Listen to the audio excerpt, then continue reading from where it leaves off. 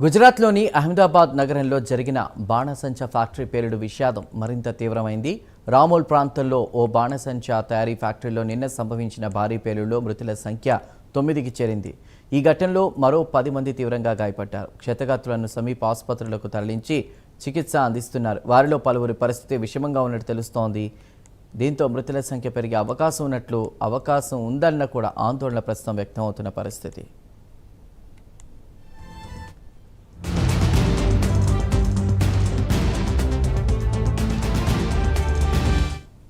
పేలుడు దాటికి ఫ్యాక్టరీ భవనం పూర్తిగా ధ్వంసం అవడంతో పాటు సమీప ప్రాంతాల్లోనూ ప్రకంపనలు నమోదయ్యాయి. సమాచారం అందుకున్న అగ్నిమాపక సిబ్బంది, పోలీసులు, విపత్తు నిర్వహణ బృందాలు వెంటనే ఘటనా స్థలికి చేరుకునే సహాయక చర్యలు చేపట్టాయి. ప్రమాదానికి గల కారణాలపై అధికారులు దర్యాప్తు ప్రారంభించారు.